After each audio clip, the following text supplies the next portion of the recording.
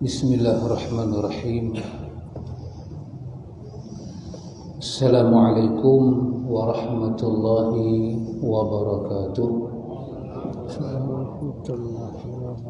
Alhamdulillahi rabbil alamin. Allahumma atina anfusana taqwaha wa zakkiha anta khairu man zakkaha anta waliyuha wa maulaha. Amin. Allahumma amin. Amma ba'du.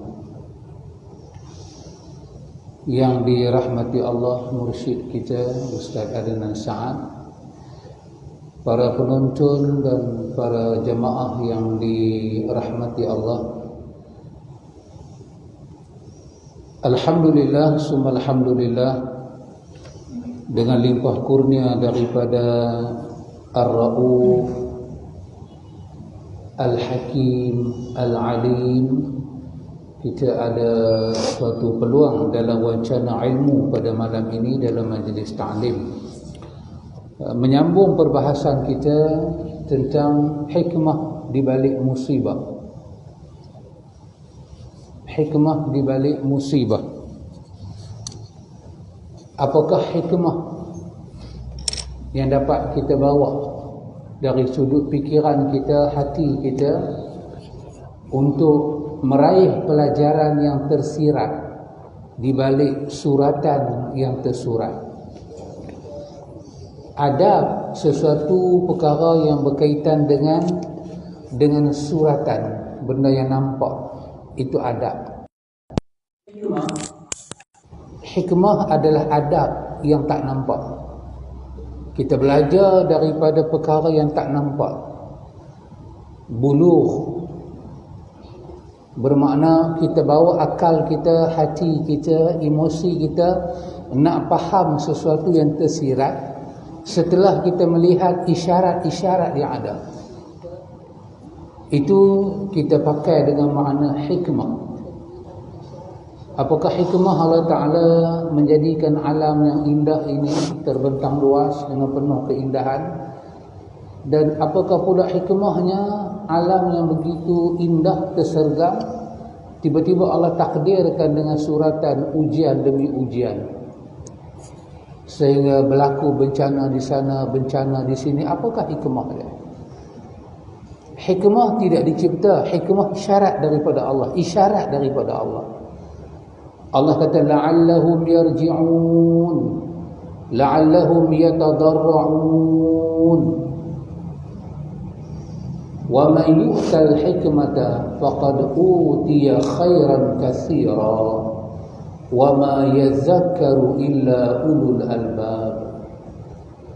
Siapa yang diberi oleh Allah Ta'ala hikmah, artinya Allah memberi kepada dia kebaikan yang cukup banyak, tapi tidaklah dapat mengambil pelajaran itu melainkan ulul albab, orang yang mempunyai inti kepada pemikiran. Maka kita duk baca tulisan ini, ikhwan, hikmah di sebalik musibah. Perkara yang pertama yang ada pada muka surat 34 itu telah pun kita baca. Penulis kata bahawa musibah, malapetaka, cobaan atau penyakit serta apa sahaja yang terjadi, semuanya sudah ditakdirkan Allah. Artinya dia bukan kerana masalah sial majal, bukan kerana sial seseorang, majal seseorang. Tidak. Dia memang itu ujian Allah, suratan dia macam itu. Memang Allah buat alam ini, wa balawnahum bisayyiati wal hasanat. Kami uji manusia dengan keburukan, kejahatan, dan kami uji manusia dengan kebaikan. Yang kedua, penulis kata pada muka surat 36, apabila berlaku ujian, kita terkena penyakit, terkena musibah, dia kata engkau harus yakin bahawasanya Allah Jalla wa'ala lebih menyayangimu daripada dirimu sendiri. Musibah dan penyakit adalah ketetapan Allah, dan Allah lebih menyayangimu daripada rasa sayangmu terhadap dirimu sendiri. Ini mesti ada dalam fikiran kita, ikhwan. Yang macam ni ikhwan, yang macam ini perkataan ini, kalimah ini kita tak dapat daripada mana-mana sumber, melainkan daripada sumber agama. Yang ni nama dia tabsyir. Yang ni kita panggil dengan nama tabsyir. Dan Allah Subhanahu wa taala menyebut di dalam ayat dia, pada ayat yang ke-9 dan 10 daripada surah Al-Isra, Allah menyebut tentang perkara ini. Tentang Allah katakan bahawa dalam 9-10 Al-Isra pun Tuhan sebut, dalam surah Maryam pun Allah sebut benda yang sama. Tentang Quran itu dia datang sebagai tabsyir. Dia akan menghiburkan kita, mengembalikan balik kegembiraan kita. Orang kena musibah ni ikhwan, muka dia, mata dia, emosi dia, hatta dia akan hilang senyum. Hatta senyum pun dia tak tahu dah. Maka tak ada lah kalimah-kalimah yang boleh mengembirakan dia. Tak ada kalimah-kalimah yang boleh buat dia jadi tenang, melainkan kalam Allah. Kalam Allah sahaja boleh buat dia tenang, kerana Allah yang menjadikan dia, Allah yang menciptakan ujian untuk dia. Tuhan sahaja boleh pulih balik semangat dia. Maka Allah bagi tabsyir, fa innama yassarnahu bilisanika litubashshira bihil muttaqin wa tunzira bihi qauman ludda. Itu daripada surah Maryam. Allah kata, sungguh kami memudahkan Quran itu diturunkan dengan bahasa yang kamu pakai. Kami mudahkan.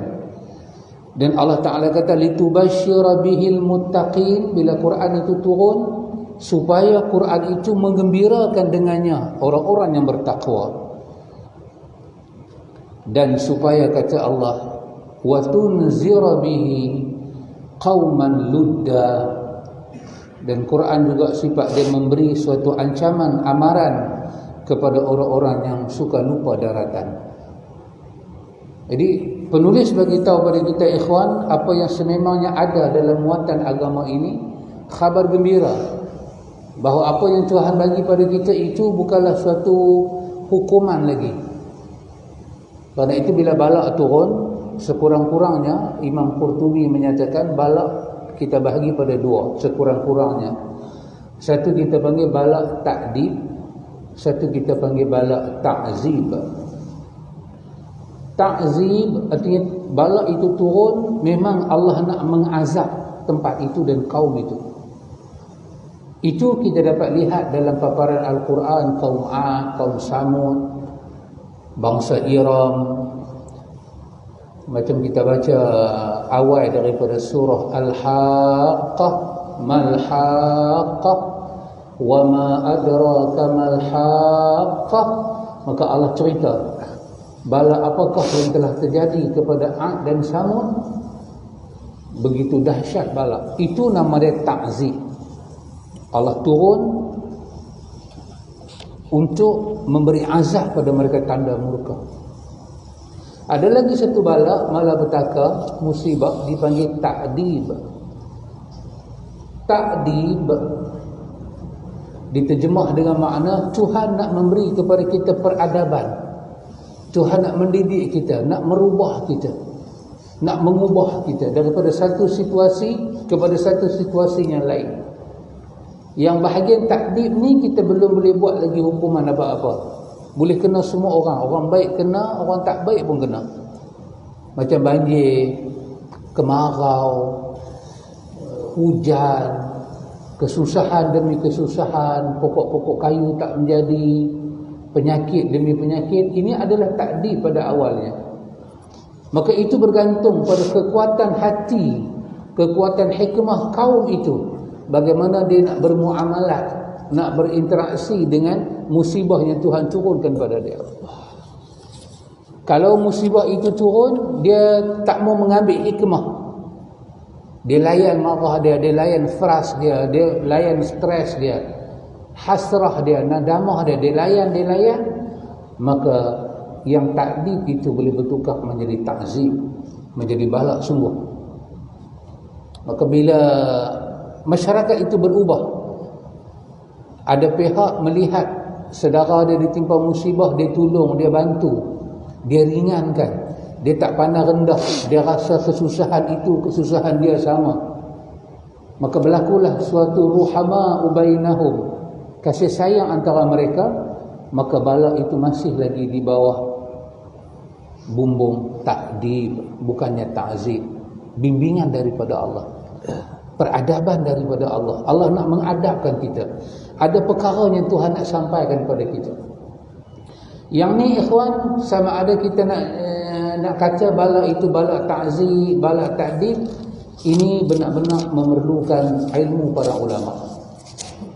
Para ulama lah yang kena memberi suatu ketenteraman kepada ummah, bimbing ummah ke mana kesudahan bala ini. Sebab kemahuan Allah, la'allahum yarji'un, kita kembali kepada dia. Kemahuan Allah, la'allahum yatadarra'un, kita tersimpuh, terkulai dekat dia. Dia nak kita merayu pada dia. Dengan balak dia bagi itu, dia nak kita buat apa? Dia nak kita istighfar, dia nak kita taubat. Itu Tuhan nak. Kerana kenapa kita kata Tuhan nak itu? Kerana kita membaca daripada sudut takdib, peradaban. Kerana itu kita diajak bila balak turun, inna lillahi wa inna ilaihi raji'un. Istirja' dulu, bawa diri kita kepada Allah, bawa diri, arruju'u ila Allah, arruju' ila Allah, bawa kita kepada Allah. Sebut doa, sebut perkataan istirja', istighfar, minta ampun pada Allah, mengakui kesilapan. Sebab Allah sebut juga dalam surah Al-Ankabut, Allah kata wa kullan akhaznahu bi zambi. Allah kata ada juga daripada kalangan mereka kami bertindak kerana dosa-dosa mereka. Jadi yang boleh buat berlakunya perubahan, balak itu turun secara mendadak, ialah istighfar, ialah perkataan minta ampun pada Allah. Bila berlaku musibah dalam konteks takdib ini, apa yang Tuhan nak kepada kita? Ihsan. Kita cepat-cepat buat ihsan. Pihak yang tak kena melakukan ihsan pada pihak yang kena musibah. Kerana Allah Ta'ala sebut dalam ayat dia, innallaha yuhibbul muhsinin. Allah sangat-sangat akan menampakkan sayang dia, cinta dia, kasih dia, pertolongan dia kepada orang-orang yang melakukan ihsan ini. Bila berlaku bala, Tuhan nak apa? Tuhan nak at-taharah, kesucian kita, kesucian kita. Innallaha yuhibbut tawwabin wa yuhibbul mutatahhirin. Allah mencintai orang bertaubat, suci batin dia. Allah mencintai orang yang suci daripada hadas kecil dan besar. Itu kesucian secara zahir. Allah mencintai itu. Kita ambil wuduk, kekalkan diri kita dalam wuduk pun Allah suka dalam wuduk, kerana kita dalam taharah. Apalagi taharatul qalb, taharah diri, taharah hati ini. An-nazafatu, bersihkan tubuh badan kita. Tapi taharatul qalb, pembersihan hati ini, sekurang-kurangnya jangan bubuh 3 sifat dalam hati kita. Kalau antum masih ingat pelajaran-pelajaran yang telah kita lalui kan, oleh Imam Al-Ghazali Hujatul Islam dalam kitab dia Bidayatul Hidayah, dia panggil 3 sifat ini dengan nama khaba'ithul qalbi. Khaba'ithul qalbi. Khaba'is, kotor, najis, benda cemar, benda jejek, benda jelek. Kalau ada dalam hati, hati kita benar-benar telah dinodai, dikotori. Apa dia? Imam Ghazali kata ini adalah yang menjadi induk kepada sifat lain, Ada sifat ni dia akan gamit semua sifat tak elok masuk. Dia daripada muhlikat, sangat membinasakan. An-sifatul mazmumah, sungguh sifat-sifat ini daripada sifat yang terkeji. Yang pertama dia kata al-hasadu wal-riya'u wal-ujubu. Pertama hasad, kita terjemah dengan dengki. Yang kedua riya, dan yang ketiga ujub. Tiga perkara ini adalah ibu induk yang menggamit penyakit-penyakit lain masuk dalam hati. Maka kerana itu, apabila berlaku suatu musibah, kita disuruh dalam keadaan taharah, perbanyakkan doa, perbanyakkan sedekah, perbanyakkan istighfar, perbanyakkan ucapan taubat, perbanyakkan tilawatul Quran. Sebab kita cuba nak membaca balak itu sebagai balak takdir, balak suatu didikan daripada Tuhan. Ada benda yang Tuhan nak kita berubah. Dia belum takzib lagi, dia belum bersifat Tuhan nak azab lagi. Tuhan nak kita berubah. Sebab ayat menyebut innallaha la yughayyiru ma biqaumin hatta yughayyiru ma bi anfusihim. Allah tak ubah kita sampai kita yang bersedia, get ready, kita yang bertarung untuk berubah. Kenapa? Kerana Tuhan telah menyediakan syariat dia. Tuhan dah sebutlah dalam syariat dia, yang ni boleh, yang ni tak boleh. Tuhan nak kita di atas syariat. Maka perubahan itulah kita yang memulakan anjakan dia itu. Bila berlaku balak, ikhwan, kita disuruh duduk dalam keadaan al-adlu, dalam keadaan keadilan, adil. Jangan ada sifat khianat. Nak membantu pun ada unsur khianat, yang menerima bantuan pun ada unsur tidak adil, tak boleh. Kena adil. Cakap mana hak kita, itu hak kita, hak orang adalah hak orang. Jumlah wang yang disumbangkan ini walaupun dia banyak, tapi dia bukan hak kita, dia adalah milik orang dalam musibah. Banyak macam mana pun, tertarik mata macam mana pun, kita kena sampaikan kepada orang itu. Kerana Allah mencintai orang-orang yang adil ini. Kerana Allah menamakan diri dia dengan Al-Adlu, adil. Bila berlaku musibah, antum tengok, supaya musibah tu duduk dalam suasana takdib tadi. Talabul ilmi tak boleh dihentikan. Talabul ilmi. Majlis-majlis ta'lim mesti ada. Untuk apa? Untuk tazkiyah balik. Untuk buat penyimakan balik. Kalau kita kata kita ambil 30 keluarga duduk di balai raya, kita hantar makan, kena hantar minum. Ya, makan minum kita hantar, tapi tazkiyah kena ada. Sebab mereka di dalam sedih, nak kena bawa tabsyir, berita gembira daripada Allah Jalla wa'ala kepada hamba dia yang diuji. Nabi sebut dalam riwayat, ada hamba dia diuji dengan apa? Dengan mata buta. Allah ambil pandangan dia. Dan Nabi sebut sendiri, ikhwan, ujian kita daripada boleh lihat tiba-tiba tak boleh lihat adalah sebesar-besar ujian. Nabi kata sampaikan khabar gembira kepada orang yang diuji dengan mata tak nampak. Apa dia? Syurga milik dia. Siapa yang nak sampaikan benda ni? Kepada berapa banyak pasien yang ada di hospital, siapa yang nak sampaikan? Tak sampai maklumat ni kepada mereka. Doktor sekadar datang merawat, nurse sekadar bagi ubat, cucuk, kawan tu riau sakit, nurse sekadar tahan sikit. Bengkak habis dengan tangan kawan tu. Yang buta mata kawan tu. Siapa nak bagi khabar gembira ni supaya hati dia tenang? Dia balik ke rumah jumpa anak, jumpa bini, jumpa cucu, tak ada khabar gembira. Semua pakai kata sabarlah. Dia tak dengar daripada kalam Tuhan dia tak dengar. Maka bila berlaku musibah dalam negara ni, umat tak dengar kegembiraan ini kerana para ulama tak menyampaikan. Maka para ulama mesti turun untuk bagi tahu kepada umat, talabul ilmi. Majlis ilmu tak mesti di masjid, di tempat-tempat bantuan. Para ulama turun menyampaikan macam orang buat street dakwah. Bukan saja street dakwah itu sahaja, orang dalam musibah kena disampaikan pada dia al-huda, ar-rahmah. Tuhan sayang kita, ada banyak pahala kita, ada kafarah dosa kita, ada syurga menanti kita, apa yang kita kena buat. Kesemuanya itu daripada talabul ilm.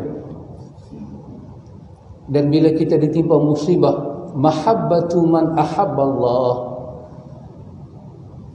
kita kena mendidik diri kita ke arah mencintai apa yang dicintai Allah, supaya musibah itu berada pada posisi takdir, mencintai apa yang dicintai oleh Allah, sama ada orang kah, benda kah, tempat kah, perkataan kah, apa yang Allah cinta, kena sampaikan pada orang. Bila berlaku musibah, apa yang kita kena buat? Husnuzanu billah, bawa hati ini baik sangka dengan Tuhan. Bila jadi musibah, apa yang kita kena tahu? Betapa al-faqiru ilallah, betapa kita fakir, sangat-sangat memerlukan Allah.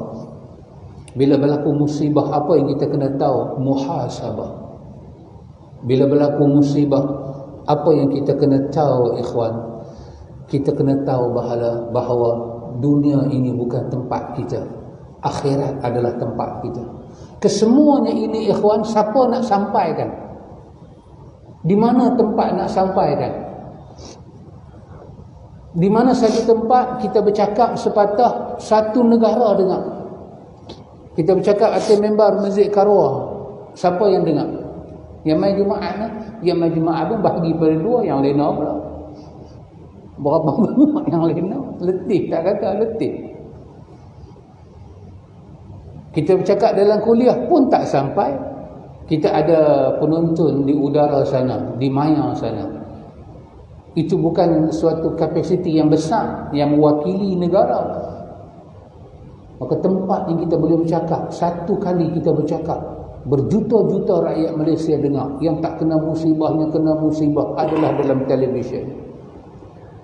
Dan itu melibatkan bidang kuasa ulama dan umara. Kena bagi tahu pada umat, supaya musibah ini menjadi takdir, bukannya takzir.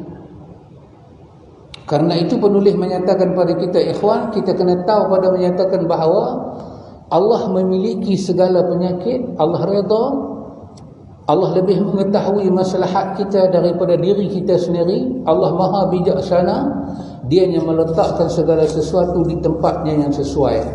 Maka musibah yang menimpa itu merupakan kebijaksanaan sekaligus merupakan keluasan rahmat Tuhan. Yang Tuhan nak kita lihat bahawa Tuhan adalah penguasa dalam hidup kita. Akhirnya kita telah pakai semua tenaga kita, semua kemampuan kita. Nampaknya kita tak boleh pergi. Last sekali lahirlah kalimah keramat yang cukup dahsyat. Kita kata la haula wala quwwata illa billah. Ya Allah, saya dah pakai dah kekuatan saya, kemampuan saya. Saya tak boleh nak mengharungi, ya Allah. Maka sekarang saya kena menumpang kekuatan dan kemampuan-Mu, ya Allah. Tolonglah saya. Maka dengan itu Allah menolong kita, ikhwan. Jadi saya menyerahkan kepada mursyid kita untuk memberi teguran tentang mana yang tak kena dan menambah mana yang kurang. Dipersilakan mursyid kita Ustaz Adnan Saad. Allahumma ati nafsi taqwaha wa zakkiha anta khairan man zakka anta waliyuha wa maulaha. Alhamdulillah, syukur kita kepada Allah Azza wa Jalla, dengan limpah kurnianya kita dapat bersama lagi dalam majlis ta'lim. Alhamdulillah. Bersama dengan Al-Fadhil, guru kita Syahrin Hasan, yang sentiasa berkongsi ilmu beliau dengan kita. Alhamdulillah. Tadi Al-Fadhil Ustaz Ali Hasan telah berkongsi tentang bagaimana sikap seorang Muslim untuk menghadapi musibah. Benda ni antum, dia bukan dah kena musibah baru nak belajar. Tak. Sebelum kena musibah lagi kita dah kena belajar. Supaya apabila datang musibah tu antum, kita ada benda-benda ni yang dapat menjadi benteng untuk kita menghadapi musibah tu. Dan antum kena tahu musibah yang menimpa setiap umat ni, umat Muhammad ni, bukan kita saja yang kena musibah ni. Umat-umat terdahulu juga ada yang lebih teruk kena musibah. Dan kita kena belajar daripada kisah-kisah para anbiya, bagaimana mereka menghadapi setiap musibah yang mereka dapat itu. Allah Ta'ala berfirman dalam surah Al-An'am ayat 42 itu. Al-An'am ayat 42, antum dengar apa Allah Ta'ala sebut. Allah Ta'ala kata walaqad, dan sungguh arsalna ila umamin min qablik. Sungguh sebelum ampau ni, sebelum kita ni, Allah Ta'ala kata, sebelum umat Muhammad ni, laqad arsalna, sungguh kami telah menghantar kepada setiap umat. Nah, ni mengutus rasul-rasul sebelum kamu. Fa'aqadnahum bil ba'sa'i wad-dharra la'allahum yadharra'un. Kenapa kami mengutuskan rasul-rasul kepada semua sebelum kau? Supaya kami akan menguji mereka. Supaya kami menguji mereka tu. Menguji dengan apa? Bil ba'sa. Bil ba'sa ni apa tu? Ujian yang tiba berupa kemiskinan dan kesempitan dalam kehidupan. Tu. Ba'sa ni dia tak ada duit tu. Duit tak ada, makan tak ada, susah betul. Kita tu dalam banjir yang kita hadapi masih lagi ada makan. Masih ada lagi pakaian. Mungkin rumah tak ada, rumah. Dan ni tak, yang Allah Ta'ala uji kaum terdahulu dan keadaan macam mana. Bil ba'sa, makan tak ada. Makan dah tak ada, duit pula tak ada. Memang susah betul. Memang susah betul kan tu. Tengok. Kalau betul apa dia? Wad-dharra. Wad-dharra ni apa tu? Wad-dharra ni dia berupa kecacatan tubuh, sakit yang menimpa tubuh. Yang tadi itu semua, yang itu semua tadi makanan, pakaian, tempat tinggal. Zarra ni, anda dengar dia kena uji macam mana? Dua sekali. Dia kena baksa wad-dharra. Sakit dah lah, makan tak ada, dah lah duit tak ada, dah lah sakit, tubuh pula sakit, cacat pula lagi. Dua kena untuk ujian sekaligus Allah bagi. Tengok kenapa? La'allahum yadharra'un, supaya mereka mau tunduk kepada Allah Ta'ala. Dahsyat. Imam Ibn Jarir At-Tabari, apa dia kata tu? Dia kata tujuan Allah Ta'ala bagi kat mereka ni baksa wad-dharra satu saja. Apa dia? Agar mereka tunduk kepada Allah Ta'ala. Last sekali yang tu lah tu. Last sekali kita nak buat apa? Last sekali kita kena kata la haula wala quwwata. Yang tu lah cakap kemampuan yang kita ada tu. Dan tu kena tahu, apabila berlaku musibah, kita orang yang tak dijimpa musibah ni, dia kena tahu ujian tu juga, musibah ni ujian untuk kita. Allah Ta'ala nak tengok kita ni, apa tindakan kita bila saudara-saudara seagama ditimpa kesusahan macam ni. Apa kita buat? Apa kita buat?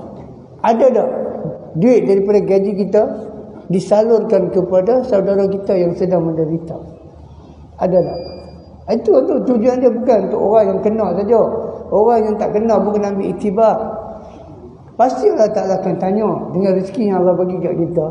Duit yang kita ada, yang kita tak ditimpa musibah apa pun, sakit pun tak, sihat, duit pun ada, semua cukup. Apa yang tindakan yang kamu buat untuk saudara kamu yang ditimpa musibah?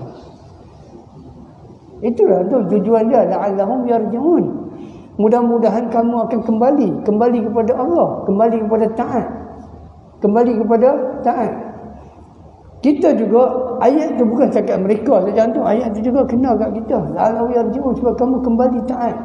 Kembali apa? Kembali kepada Allah dengan menginfakkan harta yang Allah bagi kepada kamu kepada saudara yang sedang mengalami musibah tu. Atau tengok saya baca satu hadis Muslim. Hadis Muslim. Hadis ni yang tu daripada Abu Mas'ud radhiyallahu anhu, dia berkata, Nabi SAW bersabda, usiba rajulun mimman kana qablakum. Nabi kata, seorang lelaki sebelum kalian telah dihitung amalnya. Nabi kata, sebelum hampa ni ada seorang lelaki, dia telah dihitung amalan dia oleh Tuhan. Nabi kata, falam yu'akhadhu falam yu'jadu lahu minal khair syai'un. Bila dihisap dia, tak ada kebaikan itu. Dahsyat tu. Tak ada. Hisab dia dalam keadaan apa? Tak ada langsung kebaikan. Tak ada. Apa kebaikan pun tak ada. Illa annahu kana yukhaitun nas wa kana musiran. Ada apa tu? Apa yang ada kat dia? Amal kebaikan tak ada. Satu benda ada kat dia, apa dia? Dia ni dulu suka bergaul dengan manusia. Tengok. Dia suka bergaul dengan manusia, satu. Wa kana musiran, dan dia ni Allah Taala bagi rezeki banyak, berkecukupan. Itu hisab dia punya amalan tak ada. Yang ada apa? Yang ada dia ni satu orang yang campur dengan orang, dan dia pula ada rezeki lebih. Itu yang dia ada. Nabi kata itu adalah kelebihan yang Allah bagi kat dia. Kemudian Nabi kata apa? Fa kana ya'muru ghilmanahu an yatajawadu 'anil mu'sir. Bila dia orang yang ada duit, jadi ada orang datanglah pinjam duit kat dia. Ada orang datang pinjam duit kat dia. Maka dia kata ke anak dia kata apa? Dia kata, wahai anakku, tak apalah kalau dia tak boleh bayar, dia pergi lah. Tak payah. Kalau pergi tengok, kalau dia boleh bayar, okey. Tak boleh bayar ni, tak apalah, mungkin bagi tempoh lah. Yang tu dia menyelesaikan masalah orang yang berhutang dengan dia. Dia memudahkan urusan orang yang berhutang dengan dia. Tengok. Bila dia buat tu, qala Allahu azza wa jalla nanu haqqu bizalika min tazawwaju anhu. Allah Taala kata sepatutnya aku lebih berhak membebaskan orang ini daripada dosa. Dia tahu orang tu susah, tak boleh nak bayar hutang. Dia kata tak apalah, aku halalkan. Dia menghalalkan hutang kepada orang yang berhutang kepadanya. Perbuatan dia tuan-tuan, walaupun hadis tu kata apa, tak ada kebaikan langsung, tapi dia ada benda ni saja, maka Allah Ta'ala kata Allah Ta'ala lebih berhak membebaskan orang ni daripada dosa. Akhirnya dia dimasukkan ke dalam syurga. Tengok, tak ada apa pun tu, tak ada kebaikan pun dia kata, cuma bagi mudah urusan orang. Ada hutang bagi mudah. Itu saja tu. Bagaimana kalau kita membantu saudara-saudara kita yang memang memerlukan bantuan? Apa yang Allah Ta'ala akan balaskan kita itu? Dan tentulah balasan Allah ini lebih besar daripada apa yang kita bagi tu. Sebab tu musibah ni antum, selain daripada sebagai satu pengajaran kepada umat, yang mana yang kita ni antum tak kenal lagi musibah macam mana yang mereka kenal. Dalam sekelip mata usaha mereka yang selama ni bertahun antum nak beli rumah, nak beli kereta, nak beli barang-barang elektrik, berapa masa mereka perlukan tu untuk buat benda tu semua, tiba-tiba hilang sekelip mata. Jadi apa yang kita nak kena cakap kat mereka bagi jiwa mereka tu boleh tenang? Itu persoalan dia. Apa yang kita nak cakap ni? Apa yang kita nak kata kat mereka? Nak kata sabar. Mungkin orang yang kita ni kata ni, mungkin orang dah ke 10,000 beritahu sabar. 10,000. Semua orang kata sabarlah ujian Tuhan, sabarlah ujian Tuhan. Macam mana jiwa dia tu kita nak rawat? Kalau bukan dengan Quran dan Sunnah. Macam tu pun kita berarti kata lantur, inilah masanya. Maka Menteri Penerangan ni yang melibatkan TV lantur. Dia kena panggil para ulama-ulama untuk cakap benda ni lantur. Pasal dia cakap tu, dia bagi kesan pada ramai orang tu. Satu Malaysia boleh tengok, seperti tanyalah ustaz pagi kan. Terus dia cakap bab muamalat dah. Cakap muamalat, bagaimana nak jual beli urusan ni, bukan masalah jual beli urusan. Bukan tak boleh cakap, tu boleh, tapi tak sesuai tu. Ni masalah bagaimana nak rawat jiwa orang yang terkena musibah tu. Allah tu. Kata Imam Ibn Qayyum, dia kata apa tu? Dia kata hati dan roh boleh mengambil manfaat dari penderitaan dan penyakit. Hati dan roh ni dia boleh mengambil manfaat daripada apa dia? Penderitaan dan penyakit. Tengok. Kesihatan hati dan roh tergantung kepada penderitaan badan dan kesulitan yang menimpanya. Kadang-kadang manusia ni untuk bila dia tak diuji oleh Tuhan, seolah-olah hati dia ni dengan Tuhan ni dia jadi longgang. Dia jadi longgang tu. Lepas sembahyang pun, doa pun, Rabbana atina fid dunya hasanah fil akhirati hasanah wa qina adzabannar. Dia doa tapi dia tak dapat menjiwai doa dia tu. Kenapa? Kerana dia tak kena ujian. Bila dia kena satu benda, yang benda tu menggugat hati dia, maka doa dia pun akan jadi. Sebab tu Ibn Qayyim kata, roh dan hati kita ni, dia boleh ambil manfaat dengan ujian yang Allah timpa. Betul lah. Bila kita kena satu-satu ujian yang tak mampu kita tanggung, ketika tu hati kita, roh kita, dan dia akan bangun malam. Dia akan buat benda-benda yang dia mengaji selama ni. Dia duduk mengaji siang, malam, pagi, petang. Bila dia kena musibah, dia akan teringat benda tu. Dia mula akan bangun malam, dia akan menangis di depan Tuhan, dia akan sedekah banyak, dia akan tambah ketaatan. Kenapa? Kerana dia tahu benda ni bukan selain dapat menyelamatkan dia daripada kesusahan, benda tu juga dapat merawat jiwa dia. Dia tahu tu. Jadi bagaimana kita nak beritahu kat umat macam tu? Quran sebut kan surah Talaq, wa man yattaqillah yaj'al lahu makhraja. Wa man yattaqillah, siapa yang bertakwa? Antum, siapa yang bertakwa? Syarat untuk apa? Untuk dapat jalan keluar. Syarat untuk dapat jalan keluar daripada musibah adalah menambah ketakwaan. Quran sebut, wa man yattaqillah yaj'al lahu makhraja. Yaj'al lahu, kami jadikan bagi dia jalan keluar. Jalan keluar daripada segala musibah. Dengan syarat apa? Tadi, wa man yattaqillah, siapa yang bertakwa. Sebab tu walaupun dia musibah, ialah musibah sedih, hilang segala-galanya, yang nak kena rawat jiwa, kena beritahu, tambahlah ketakwaan, nanti Allah akan beri jalan keluar.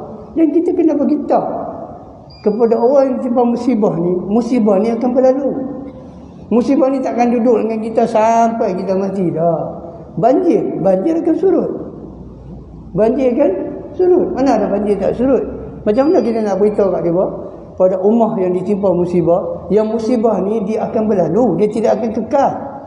Yang kekal ni apa antum? Hati kita yang rasa tak puas hati dengan Tuhan, itu boleh kekal. Kenapa? Kerana hati tak dirawat. Kenapa aku yang diberi musibah ni? Itu akan kekal sampai bila-bila antum. Bahaya.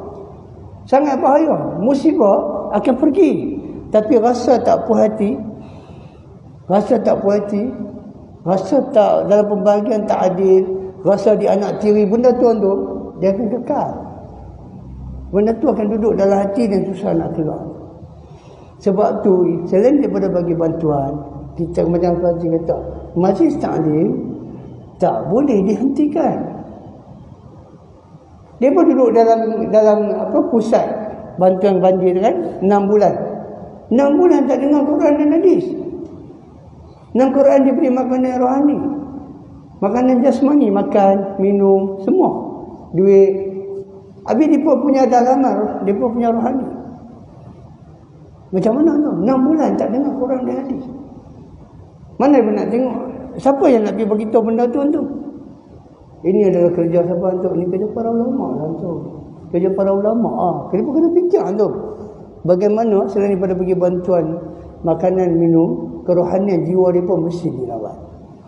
Kalau jiwa tak dirawat tu, maka rasa tidak puas hati, rasa seperti dia anak tiri, rasa tak bersyukur, semua kemain tu. Akhirnya daripada musibah yang boleh mendapat pahala, menjadi lagi musibah yang besar. Apa dia? Boleh kufur dengan apa yang Allah uji ni tu. Wa na'udzubillah min dzalik. Bahaya. Sepatutnya musibah tu akan memberikan jalan besar di syurga. Tapi kerana tak dirawat jiwa, musibah yang sepatutnya menjadi ganjaran besar di akhirat, menjadi satu musibah yang lebih besar. Apa dia musibah besar tu? Tidak meredai apa yang Allah Ta'ala uji itu. Oh ni, mana ada musibah lebih besar daripada tidak redha dengan apa yang Allah Ta'ala bagi. Ini musibah yang lebih besar. Yang tu pun dah besar dah. Tapi kerana jiwa tak dirawat, maka musibah yang kedua datang. Musibah apa? Musibah tidak puas hati dengan Tuhan. Jadi kita kata sepatutnya pihak-pihak yang berwajib, yang ada kuasa ni, para ulama dan umara, kena duduk sekali, kena bincang bagaimana nak rawat jiwa umat. Itulah tu, kena duduk sekali lah. Sebab tu para ulama kita dah berapa kali sebut tu. Menteri Kejaraya mesti ada satu ulama bersama dia. Menteri Pelajaran mesti ada satu ulama bersama dia. Menteri Alam Sekitar mesti ada ulama bersama dia. Tak boleh menteri tu tak ada ulama bersama dia, tak boleh tu. Menteri Kejaraya kalau tak ada ulama dengan dia, maka jalan semua akan jadi masalah. Sebab apa? Tak diberi nasihat. Bagaimana panduan untuk buat jalan? Bagaimana apa Umar bin Al-Khattab kata? Kena baca hadis tu kat Menteri Kejaraya. Zaman Umar kalau ada kambing pun patah kaki, Umar akan dijawab. Umar akan ditanya. Kambing tu, bukan orang. Hari ni orang jatuh tu dalam lubang tu. Kambing naik motor jatuh tu lubang. Siapa nak tanggungjawab tu? Sebab tu kita kata umara dengan ulama mesti duduk sekali, tak boleh dipisahkan. Kalau ulama buat kerja ulama, umara buat kerja umara, yang masalah umat lah. Yang tak dirawat jiwa siapa? Umat lah. Umat lah tu akan sengsara. Jadi kita kata sekali lagi kita menyeru kepada para ulama dan para umara, duduklah sekali berbincanglah bagaimana nak rawat jiwa umat. Wallahu a'lam bishawab. Saya minta sihat. Jadi saya serahkan balik kepada Al-Fadhil Tuan Guru kita, insya-Allah. Ya. Pak Sa'ad. Azan. Okey. Ini. Oh, Allah minta maaf cakap sambung lepas azan. Cakap lama pula ya. Tak kali.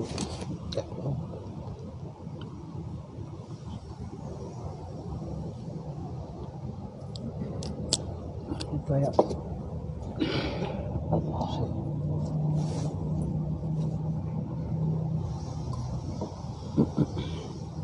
Dalam buku yang okey ya.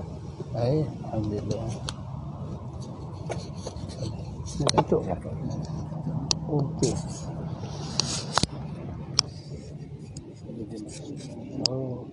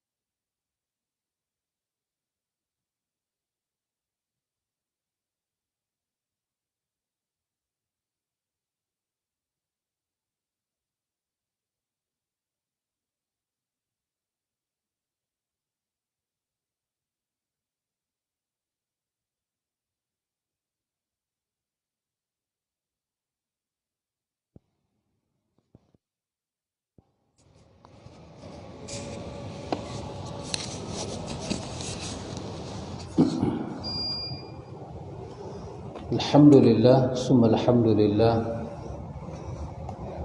Alhamdulillah ala kulli hal wa fi kulli hal.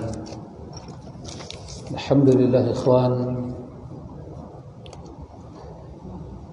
Ada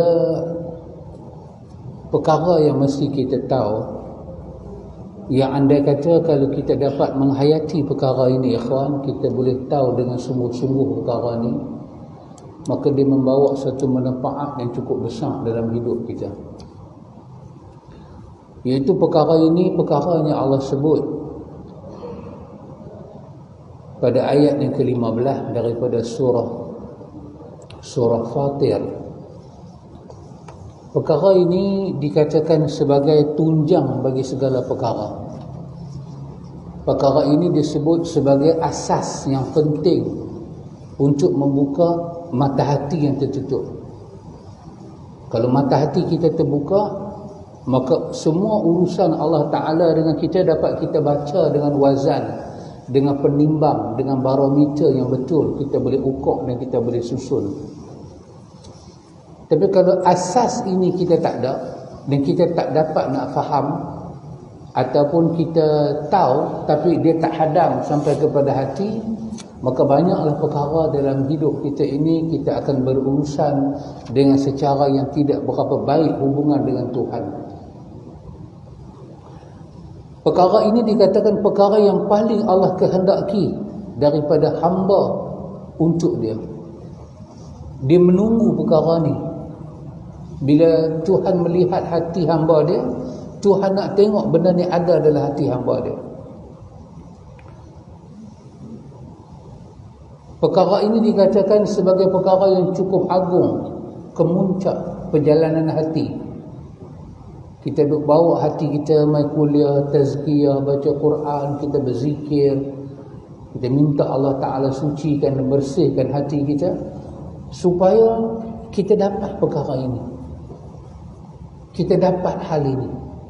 Perkara ni perkara yang cukup agung.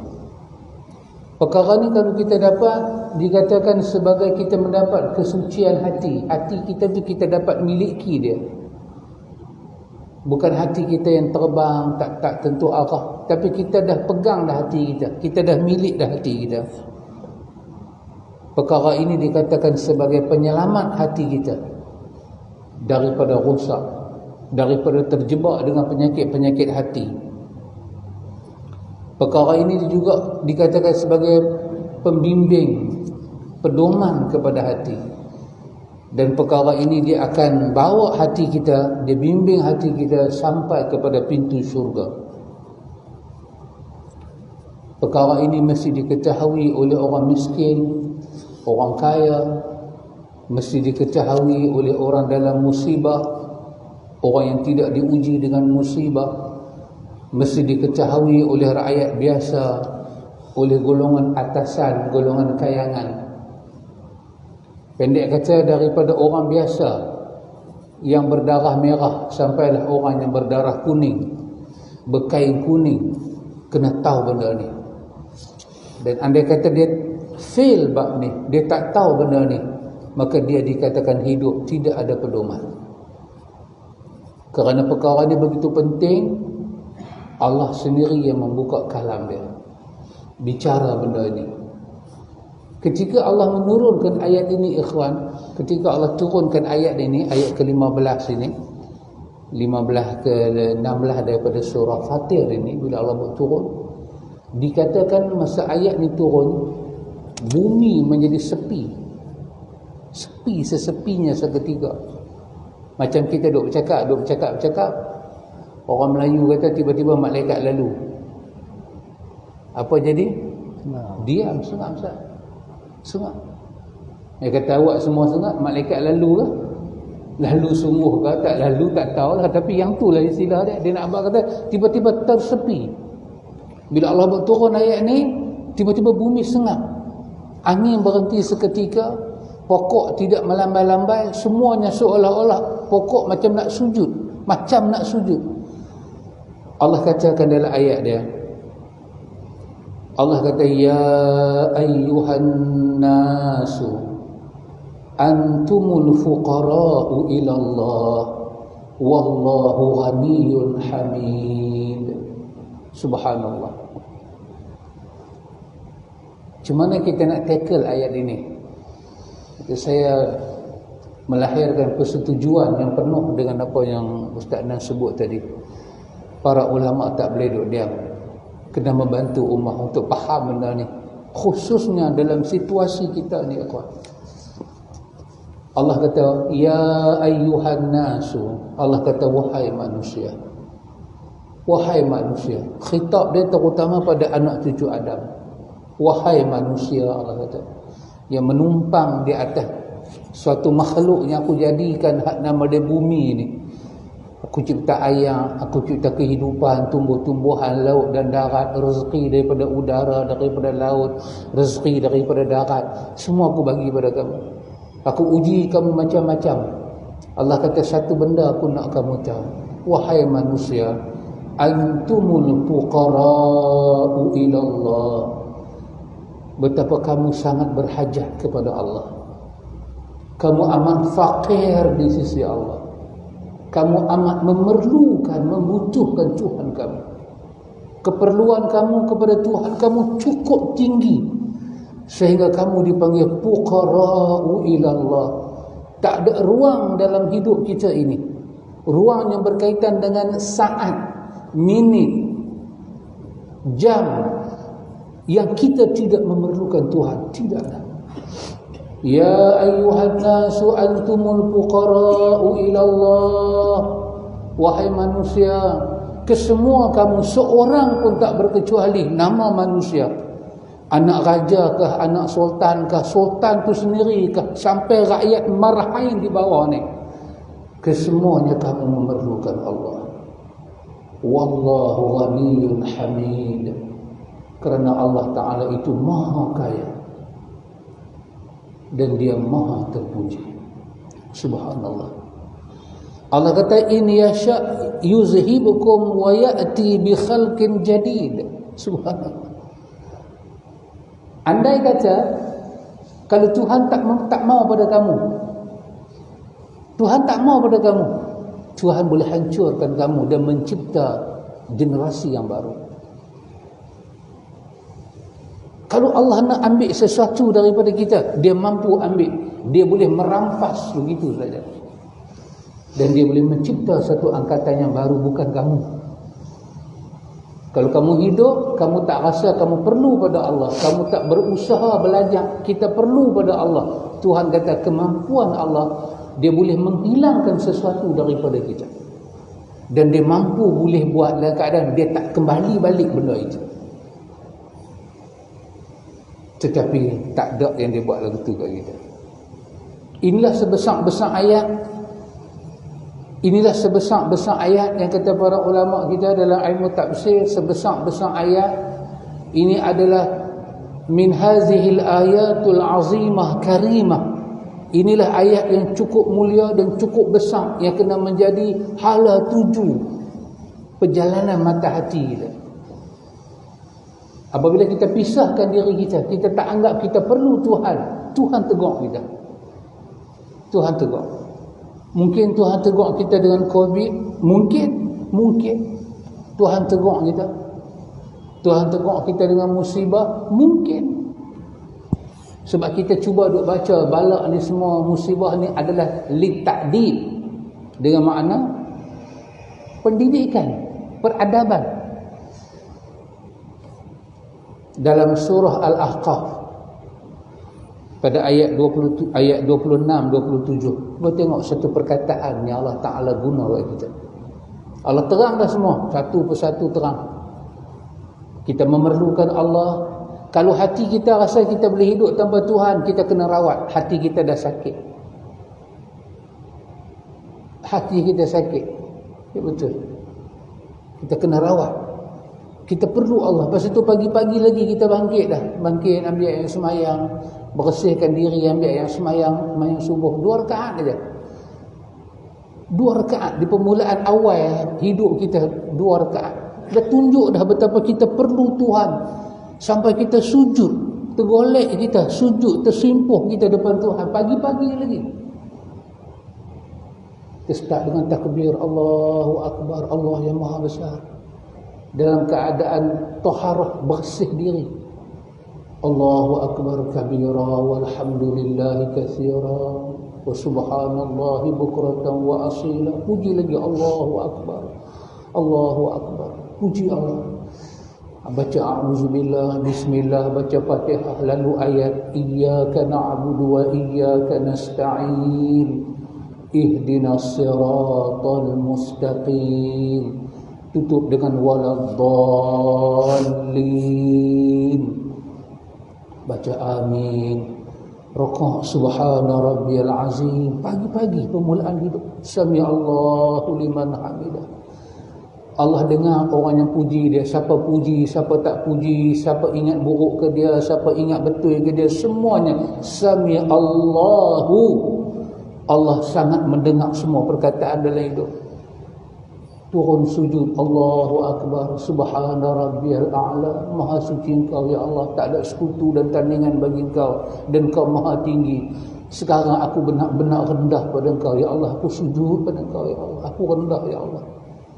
Doa antara dua sujud, Rabbi ghafirli warhamni wahdini wajburni warfa'ni warzuqni wahdini wa'afini wa'fu anni. Minta aksesori kehidupan. 8 perkara kita minta. Ampunkan saya ya Allah, hidayahkan saya ya Allah, bagi rezeki pada saya ya Allah. Tutupkanlah kecacatan ruang-ruang yang rompong dalam hidup saya ni ya Allah. Berilah kepada saya kesejahteraan hidup ya Allah. Minta satu persatu. Sujud lagi subhana rabbiyal a'la.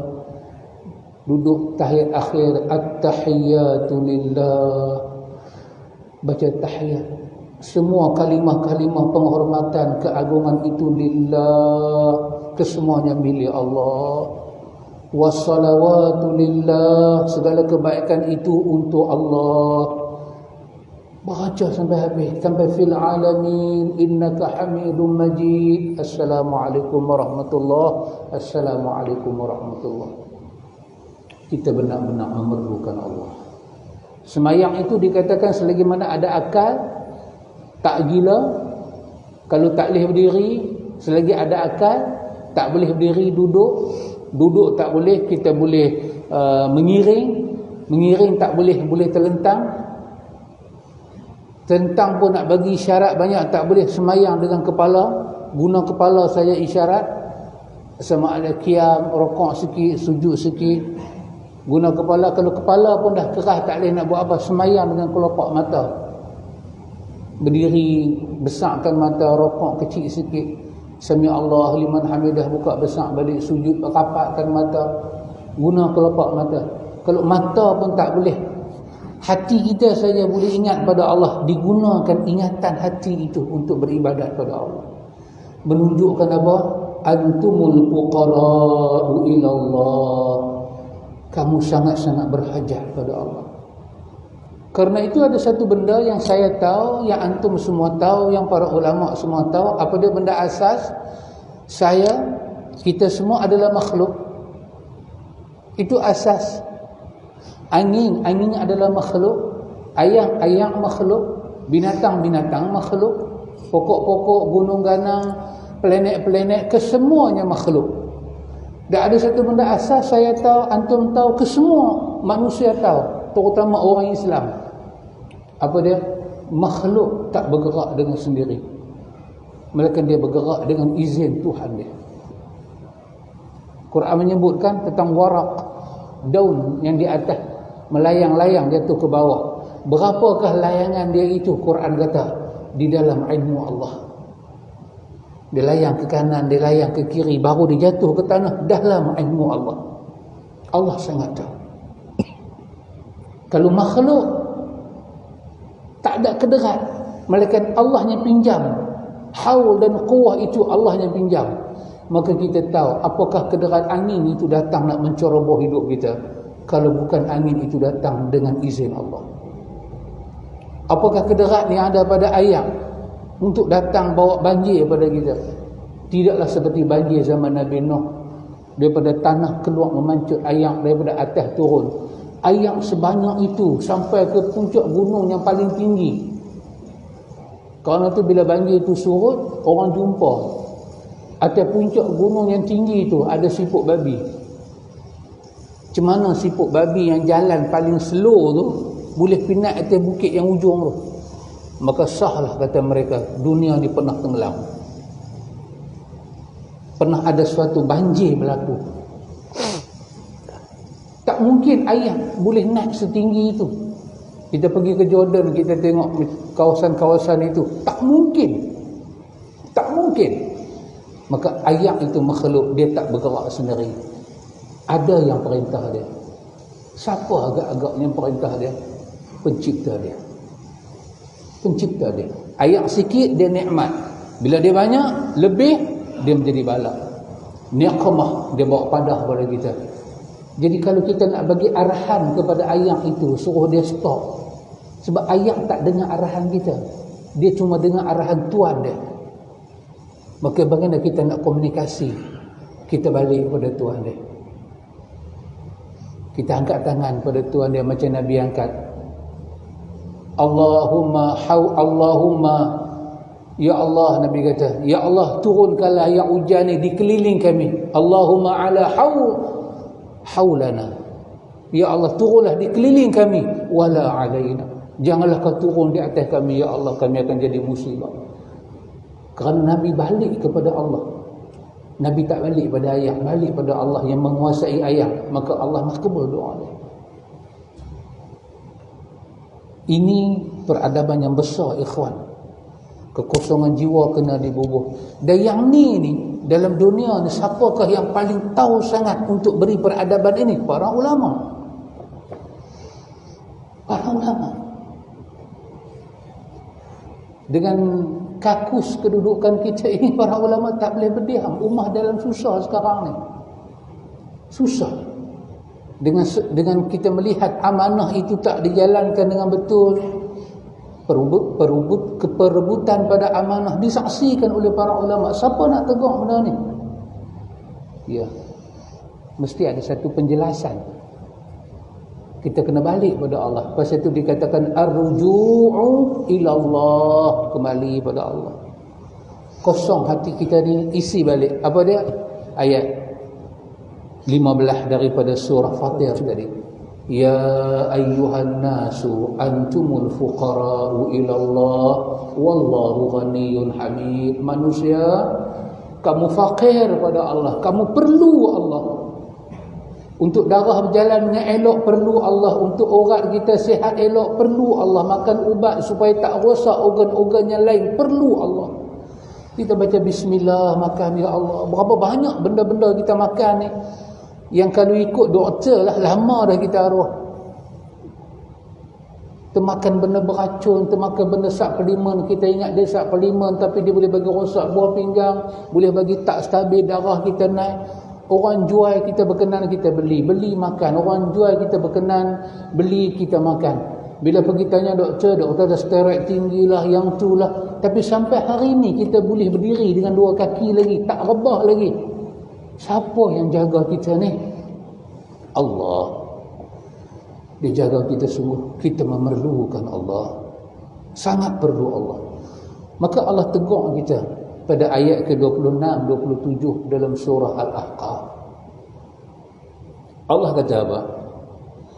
Allah kata walaqad ahlakna ma haulakum minal qura wa sarrafna al-ayati la'allahum yarji'un. Allah kata walaqad ahlakna ma haulakum, kami telah binasakan negeri sebelah mereka, keliling mereka.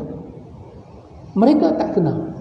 Tapi negeri yang berhampiran dengan mereka, ma haulakum, haul bermakna keliling kita. Allah kata ahlakna, kami binasakan, kami bagi balak, kami bagi kesusahan. Minal qura, tempat depa duduk tu depa kenal. Wa sarafnal ayat, kami tunjuk betapa terang dan berulang kali itu adalah petanda dari kami. La'allahum yarji'un. Allah kata kami nak mereka kembali pada kami. Tapi Allah kata tengok, وَجَعَلْنَا لَهُمْ سَمْعًا وَأَبْصَارًا وَأَفْئِدَةً فَمَا أَغْنَى عَنْهُمْ سَمْعُهُمْ وَلَا أَبْصَارُهُمْ وَلَا أَفْئِدَتُهُمْ مِنْ شَيْءٍ. Allah kata kami bagi kepada mereka itu pendengaran, penglihatan, hati, boleh fikir, boleh renung, boleh dapat i'tibar. Fama aghna anhum. Allah kata bergunakah pendengaran itu, penglihatan itu dan hati itu, min syai', walaupun sikit, depa dah gunakah, depa dah pakaikah melihat apa yang berlaku di keliling kelalang mereka sebelum mereka yang kami buat seperti itu. Ya subhanallah ikhwan, inilah nama dia hikmah. Kita membawa diri kita kepada isyarat-isyarat yang Allah tunjuk pada kita apa yang Allah Ta'ala mahu daripada kita. Kita belajar. Lepas itu Allah mahu paling besar ialah kita mendidik diri kita. Kita perlu Allah. Akhirnya kita kembali kepada Allah. Dan yang inilah saya merasakan ikhwan, bukan kata saya rasa, Ustaz Nan pun rasa, kita semua rasa kurang. Daripada kita kena COVID 2 tahun sudah sampai kita kena banjir hari ini, kurang kepada tazkiyah jiwa. Kurang sangat-sangat. Bantuan banyak alhamdulillah. Kita tengok orang yang bagi baju tu sama tinggi dengan ni, dengan tempat malaikat duduk ni. Pasal dah tak ada orang, malaikat duduk lah. Kata jin duduk, orang terkejut pula. Sama tinggi baju tu, orang bersusun sama tinggi. Siapa nak pakai baju tu? Makanan, orang makan banyak. Tapi yang kurang apa dia? Yang kurang yang ni. Yang kurang yang ni. Yang kurangnya adalah ahli agama keluar dalam televisyen bercakap biar semua orang dengar kita memerlukan Allah. Kita fakir. Cakap biar sampai orang atas terasa dan nak menangis. Ulama jangan cakap sampai orang tak rasa. Saya ada ingat satu dulu, masa saya kecil dulu, ada satu penceramah meninggal dah. Nama dia Ustaz Yusuf Ismail. Dia kalau tak silap saya, dia pensyarah USM. Orang Bali. Ustaz Yusuf Ismail.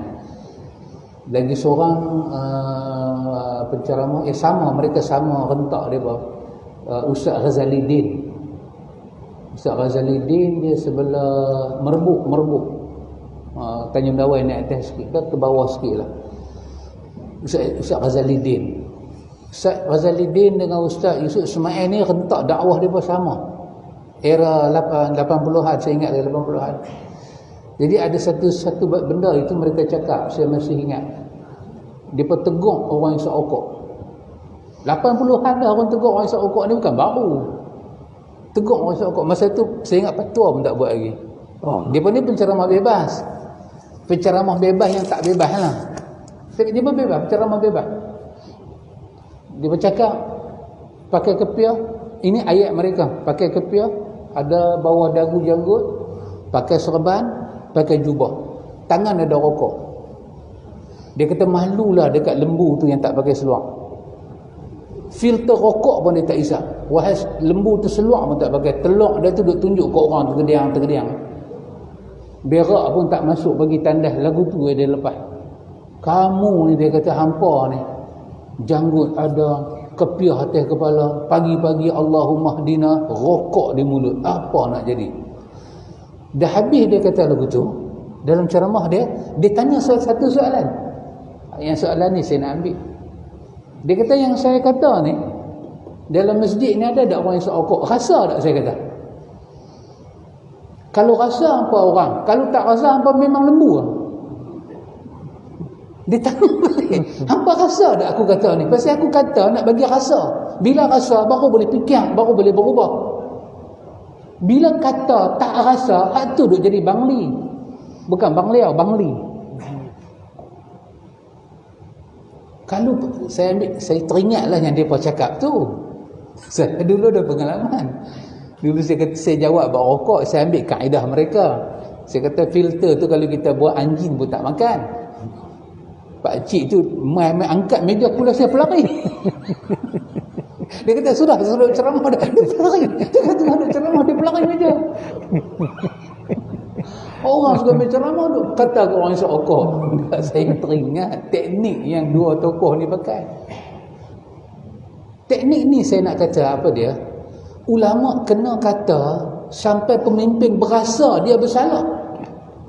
Jangan ulama kata pemimpin duk renyah, bermakna dia tak rasa. Dia tak rasa Tuhan nak tanya dia akhirat, dia urus rakyat, duit rakyat, kesihatan rakyat, keselamatan rakyat, agama rakyat, akidah rakyat, kesusahan rakyat, maslahat rakyat, dia jaga. Dan Tuhan tanya dia dulu. Ulama kena kata sampai mereka teriak, mereka rasa, ya Allah, tak selamatnya kami kalau kami tak amanah. Ulama kena kata lagu tu. Tapi kalau ulama duk kuki. Cukuplah tak kata ikhwan, nanti melarut. Jadi cukuplah bahagian saya. Semoga Allah mengampun saya dan mengampun kita. Saya serah pada Ustaz Lan untuk buat penutupan. Alhamdulillah antum, kita syukur pada Allah. Rupanya antum peranan para ulama dan umarah ni sangat besar. Yang kadang-kadang kita pun tak nampak dan mereka pun tak nampak. Rupa-rupanya antum, mereka ni adalah orang-orang yang mana kita kata akan dipertanggungjawablah di atas segala apa saja yang mereka buat tu. Sebelum saya tutup antum, saya nak tanya ke Ustaz Alim, ada soalan daripada ni Nur Farzana Irwan. Dia tanya, Ustaz, apa itu kafarah? Minta Ustaz beri penjelasan sikit, kafarah tu apa? Wallahu ta'ala a'lam. Allah Ta'ala yang maha mengetahui. Kalau perkataan kafarah itu kita cakap dalam konteks kita kata sekarang ni, musibah, kesakitan, maka kita kembali kepada Allah sebagai satu kafarah anidhunub. Kafarah di situ bermakna pelebur, penghapus dosa. Bila kita kembali kepada Allah, kembalinya kita pada Allah dengan ucapan astaghfirullah, bertaubat, mendekatkan diri pada Allah, berdoa sungguh-sungguh pada Allah, maka tindakan kita itu menjadi kafarah, menjadi suatu penghapus dan pelebur kepada kesalahan kita. Yang apabila berlaku kafarah, pelebur, penghapus kepada kesalahan, menyebabkan kita tak dihukum lah apa-apa lagi dah. Pasal apa? Pasal kesalahan kita dah lebur. Allah sebut dalam ayat dia, ya ayyuhallazina amanu tubu ilallahi taubatan nasuha asa rabbukum an yukaffira ankum sayiatikum. Kamu bertaubat pada Allah dengan taubat nasuha, asa rabbukum an yukaffira, semoga Tuhan kamu mengkifarahkan segala kesalahan kamu, menghapuskan, meleburkan. Kalaulah dikatakan musibah itu kerana silap kita, dan setiap silap kita kepada Tuhan itu nama dia dosa, maka dengan kita kembali pada Allah, dia menjadi kafarah anidzunub, dilebur. Bila dia lebur, maka Tuhan merahmati kita dengan dia memulihkan balik kehidupan kita. Itu makna kafarah dalam konteks yang kita bercakap ini. Wallahu ta'ala a'lam. Itu soalan yang pertama. Soalan yang kedua daripada Muhammad Azizi. Saya boleh tak bagi penjelasan tentang yang dikatakan khazah, rambut khazah? Senang jawab khazah. Jadi dia minta penjelasan tentang rambut khazah yang ada larangan daripada Nabi SAW. Allah lebih mengetahui. Sebenarnya asal khazah ni apabila kita cukup, dia terkena pada bayi dan juga orang dewasa lah. Apabila kita cukup kepala, kita tinggal depan saja. Tak tinggal kat depan ni, semua kita potong. Itu asal dia lah. Itu yang dinamakan qadha. Jangan potong rambut betul. Macam bayi kita cukup, tinggal depan lah. Kita buang kat depan ni yang sikit, ini semua kita buang. Itu asal yang tak boleh buat qadha tu. Habis bagaimana dengan orang yang mana dia simpan rambut atas, tepi tu semua dia bagi nipis. Itu dipanggil tasabuh qadha. Janganlah. Dia bukan qadha. Yang tu tasabuh. Dia menyerupai dengan qadha. Janganlah. Yang tu pun janganlah. Kita lah ni trend, jadi trend kan, anak-anak muda dia potong rambut atas yang disimpan kan, bagi nipis, tepi ni dia potong. Itu dia panggil tasabuh qata. Tasabuh pun janganlah. Kalau boleh potong-potong semua. Jangan ada sini banyak, sini sikit. Jadi kita kata bila ada larangan tu jangan buatlah. Jangan buatlah pasal Nabi tak bagi. Lebih kita jangan buatlah. Itu adalah makna qada. Mana qada. Jelasnya insya-Allah umur panjang sihat badan.